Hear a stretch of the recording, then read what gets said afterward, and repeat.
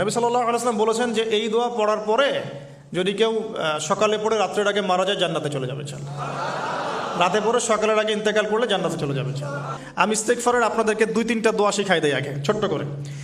1 number, যারা একটু পড়াশোনা করেন মাশাআল্লাহ তারা এইটা পড়বেন, সাইয়্যিদুল ইস্তেগফার। সাইয়্যিদুল ইস্তেগফার আমার সাথে বলবেন, আল্লাহুম্মা আনতা রাব্বি লা ইলাহা ইল্লা আনতা খালাকতানি আনা আবদুক ওয়া আনা আলা আহদিক ওয়া ওয়া'দিকা মাস্তাতা'ত আউযু বিকা মিন শাররি মা সানা'ত আবু'ু লাক বিনি'মাতিকা আলাই ওয়া আবু'ু বিযানবি ফাগফিরলি ফাইন্নাহু লা ইয়াগফিরু যুনুবা ইল্লা আনতা। এই যে আমরা গত লেকচারে বলেছিলাম যে আমাদের ইবাদতগুলো অন্তঃসার শূন্য হয়ে যাচ্ছে এই কারণে, বিকজ আমরা অর্থটা বুঝি না।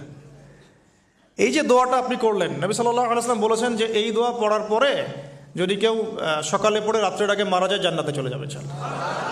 রাতে পড়ে সকালের আগে ইন্তেকাল করলে জান্নাতে চলে যাবে ইনশাআল্লাহ।